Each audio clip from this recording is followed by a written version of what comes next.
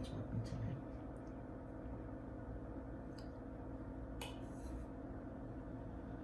We're fucking recording already.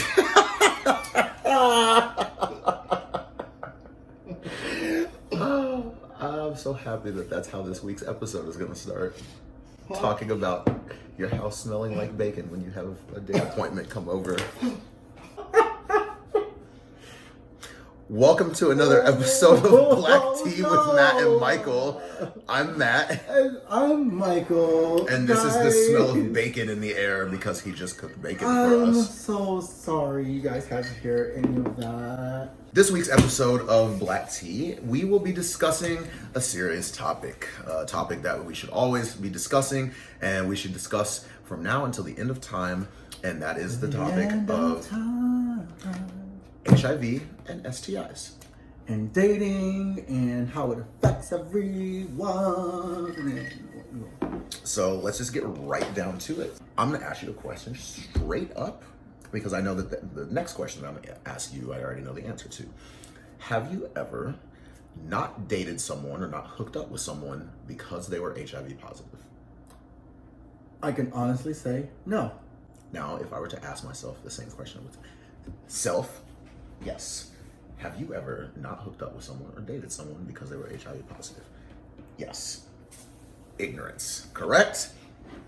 When I was a baby gay and I was still in the closet, I was, and for that matter, for a time shortly thereafter I came out, I was very ignorant to that topic. And I definitely had turned people down because they were HIV positive. I was very uneducated and just very ignorant.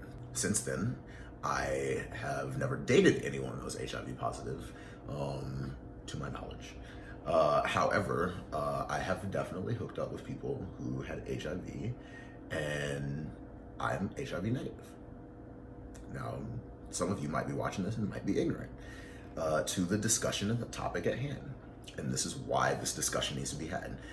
HIV is not a death sentence. HIV is not something that in 2020 we should be afraid to discuss or become more knowledgeable about, learn about. And it's not even just in the gay community, just I feel like people, society as a whole, should learn about HIV and not just HIV, but STIs as well. And I know in your case, you have dated. I've dated several people who are HIV positive. I honestly think that one of the things that we kind of have to stop doing, especially in, our communities in general, we have to stop stigmatizing, HIV and, STIs in general. And also, I think one of the biggest things that kind of bugs me specifically about, the gay community is that a lot of people just assume that because they are on PrEP, that they can be, it gives them kind of like a hall pass to be sexually risque or sexually irresponsible.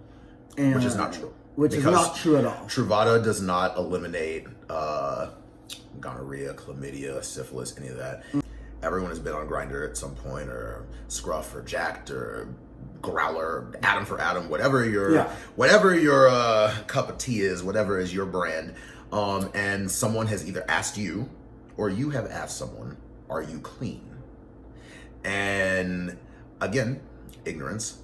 I had done it before in the past. Now I'm not on the apps now, but I definitely in my ignorant, younger baby gay days, and prior to that, message someone, but "Are you clean?" And I remember someone once asked me, "Yeah, I just took a shower," or not asked me, answered, it's "Yeah, I just took a shower." And I was like, "No, "Are you clean? Do you have anything?" He was like, "What do you mean, do I have anything?" I was like, "Do you have an STD?" He was like, "No." And he was like, "For the record, you should not be asking people if they're clean, because someone who is HIV positive, it doesn't make them dirty." Yeah. And I remember thinking that afterwards, that does sound kind of offensive. And So I stopped doing it. And it's ignorance, and it's learning the right way to go about that topic as a whole. I recently just learned about that whole thing, about like asking if someone was clean or not. So I know there's a shirt that I sell at my store. Shout out to Ninja Chicago. Shout out to the bearded guy for creating this shirt. But it says, it's a simple black shirt, and it has like red lettering on it, and it just says clean. It says clean at the top, and it goes, should only be, I think it's like, should only be referred to like my clothes, my body, and not my sexual health. There's like something like that. But I thought that was such a powerful statement. I feel that in gay culture, that people are honestly afraid to discuss HIV or STIs. No. And I'm not sure why, because it's a reality, quite honestly. Anyone can catch HIV. You could be on PrEP and you could be taking your doses every day as you're supposed to, and you could still catch HIV. And then what? Then what are you gonna not discuss? Like, what do you do after that point? And it's like, it's why we need to discuss these things now. People need to not be afraid. STDs. People can say everything they want to about STDs, and they can shame someone for having an STD. But let's be completely real. How many of you, or how many of us in the gay community, are sucking dick with a condom on?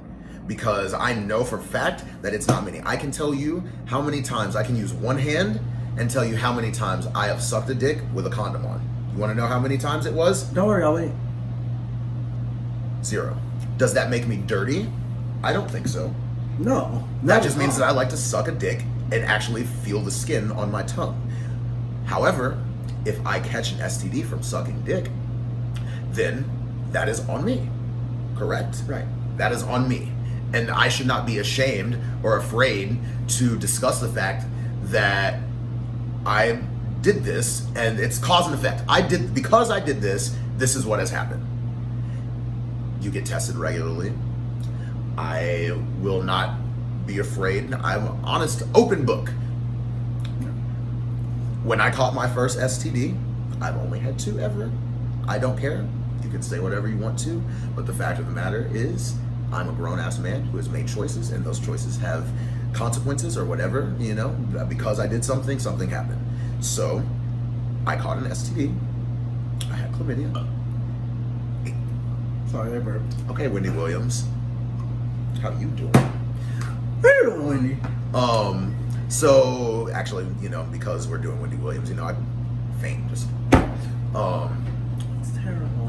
Whatever. Anyway, I caught chlamydia, and I was getting tested, every 3 months, every 90 days. I thought I was being responsible, and that's what was happening. And then once I caught chlamydia, I felt some kind of way, and I was like, I need to get tested every month and be a lot safer. And then, then I feel like I'm doing better. Like, you normalize getting tested, you normalize the discussion of STIs or HIV or whatever the case may be, and you live your life not in shame, not in fear, but you live your life responsibly. Yep. And also understand that if something like that happens, if you catch an STI, it doesn't make you dirty. It doesn't make you a bad person. Now, you can make dirty choices, sure, but that doesn't make you dirty, and you should not be ashamed for having had to cross that bridge. This video should be entertaining, but also informational as well. Someone who is, infected with HIV or HIV positive, if they are taking the right measures and taking their medications and things of that nature, they are going to be undetectable. Which means? This means they are HIV positive and they are undetectable, which means that they cannot spread. They cannot spread the virus. Correct. Also, before you continue, you know how they found out that they were undetectable? By getting tested regularly. Yes. Which means that whether you're negative or positive, you should still be getting tested. Yeah. PrEP is essentially, it's a pill called Truvada, and I don't know if there's like another form of it. I think there is another form of it that's out there. There's a generic brand. Yeah, there's like a generic brand of it. But that also protects someone who is negative from getting infected or becoming infected with HIV as well too. Let's be real. If you can't get tested regularly and care about your own health and the health of those that you are fucking or sucking or whatever, then you are fucking up. Point blank. Because, and I can say that again, everything that I'm saying in this also I can throw back at myself, because there was a period of time when I was a lot younger where I was doing and not getting tested. Where there was a period of time before the first time that I didn't get tested until I was 23, maybe. Okay. Maybe 24. And everything that I did, I first had sex with a man when I was 15 years old. So for 7-8 years, I was doing whatever, and I was wearing condoms, you know, most of the time. But I mean, I sucked dick. I had my dick sucked. I was topping, like I had yet to cross the bottoming bridge at that point. And the first time I went to go get tested, I was petrified because I was sure, I was 100% sure that I had something, and I didn't. But that fear would have been eliminated if I would have just gone to get tested. First time I got tested, I think I was 18.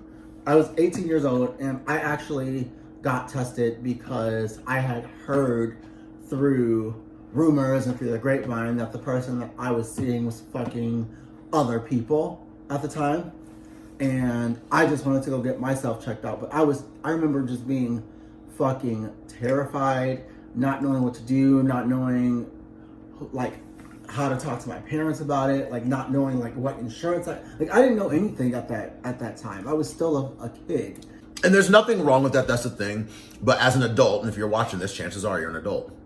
You should not be an educated adult making uneducated decisions about your sex life and the sex life of others. Yeah. And your sex partners, your sexual partners have a right to know if you have something. And obviously there's going to be cases where, like, if you get tested tomorrow and you find out that you're negative with everything, and then you have sex with someone that night and they have chlamydia, they give it to you, you're probably not going to know for the next 30 to 90 days until you get tested. And there's nothing wrong with that.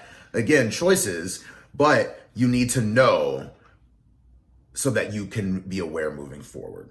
And the next time you get tested, at least you're aware of, like, okay, this happened in this time frame, and narrow it down. You let your sexual partners know, et cetera, et cetera. There's someone very close to me, a family member, who is HIV positive. And when he told me that he was HIV positive, it was heartbreaking. It broke my heart. And I know that a lot of it was due to his own poor decisions that he was making. But the fact that someone had the HIV disease, and passed it on to this person, and they were probably unaware of it. And for that matter, maybe there's a chance also that they were aware of it and just did not care to tell him. And that's not acceptable. And I feel like we as a society should always be trying to normalize that discussion and not be afraid to find out and admit or discuss HIV culture and STIs point blank. Guys, get yourself tested. Please take care of yourselves. Go find any clinic. Yeah. There's so many places, some clubs, some bars, whatever, like in gay communities, especially here in Chicago. Yeah. They do testing. Yeah. Like, find a place. If you have to hit Google up and search HIV testing near me, do so. I know that Steamworks does. If you're here in Chicago. If you're here in Chicago. Or a city that has Steamworks. Every Tuesday and Thursday. Every Tuesday and Thursday, they are doing. They do a rapid HIV test. They do a full blood draw for HIV, syphilis, gonorrhea, and chlamydia. Every Tuesday and Thursday at Steamworks here in Chicago. Take yourselves and your health seriously. Get tested. We love you guys. And this has been another episode of Black Tea with Matt and Michael. I'm Matt. And I'm Michael.